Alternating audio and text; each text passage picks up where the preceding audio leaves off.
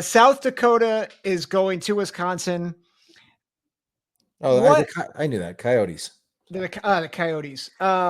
Badgers versus Coyotes. That feels like an interesting, just wildlife That like would be a great fight. wildlife scrap. Yeah, yeah. um, I'm that might be really more entertaining than this football game. But yeah, go ahead. right, right.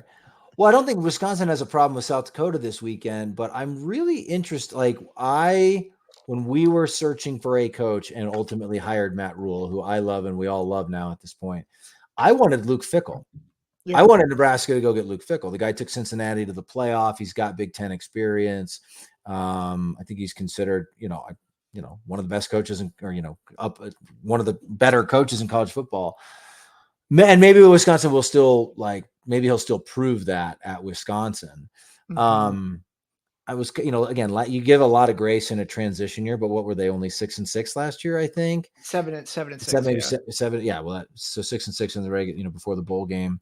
I don't know what to make of that team. I was really surprised by the week 1 score and kind of the close game. And you just think about that.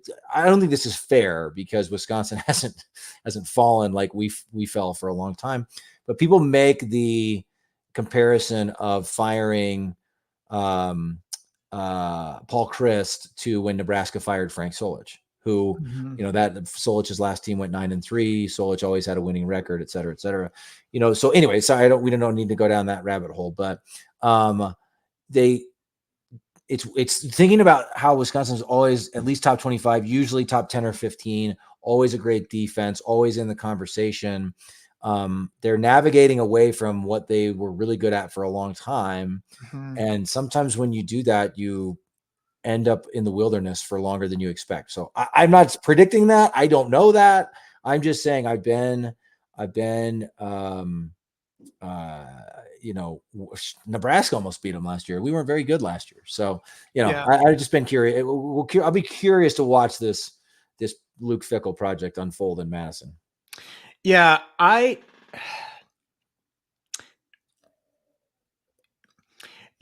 you're this is actually maybe a rabbit hole that is worth going down. I love a good Um, rabbit hole.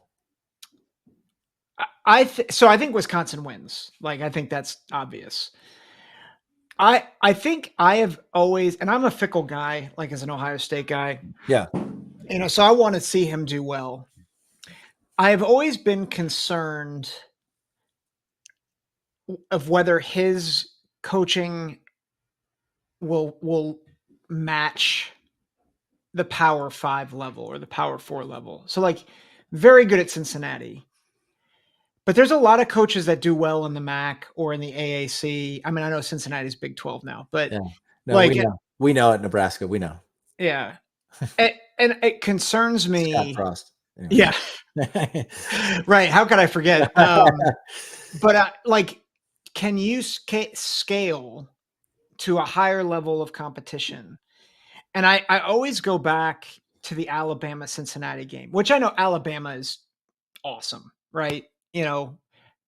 But the thing that stood out to me from that game the entire time was it seemed like you went there to pick up a check and not actually compete. Right. Like you weren't aggressive, you weren't uh like you just didn't go after it. Like you were more concerned with what the score looked like at the end than actually trying to win the game. Right. Right. And Right. like that might have ended up in a 50-point loss instead of like a 20-point loss. But that always kind of irked me a bit to be like, man, it felt like you were coaching not to get embarrassed. Right.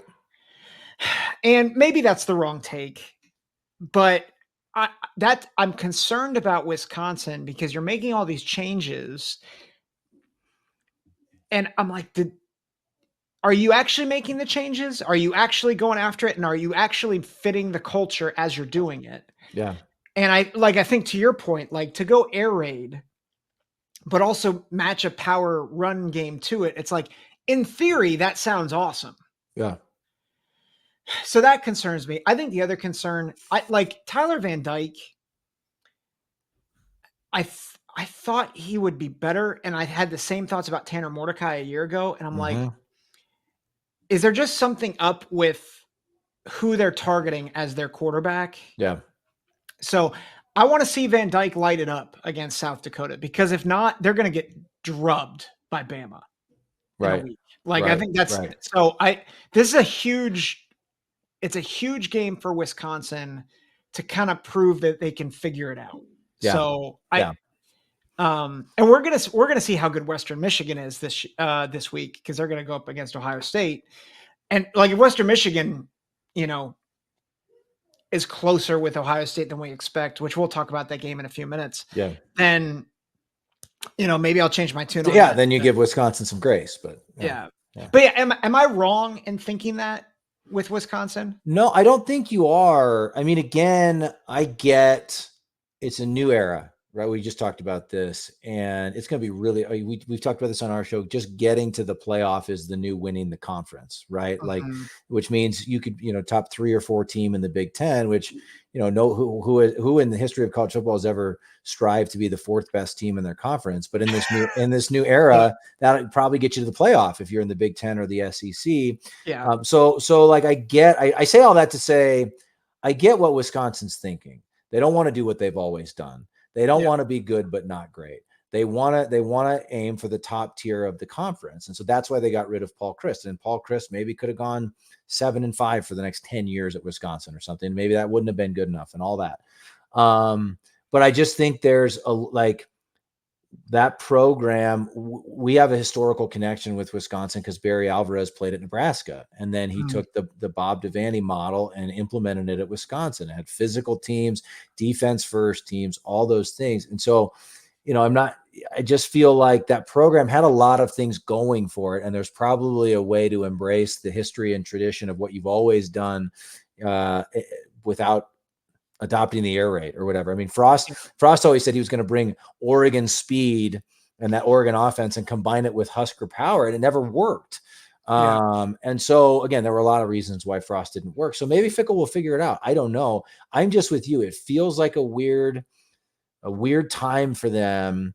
And again, like I know from experience as a Husker fan, again, people think Nebraska fans just want to go back to running the option and maybe the glory days of the 90s will come back. I understand you have to evolve and adapt.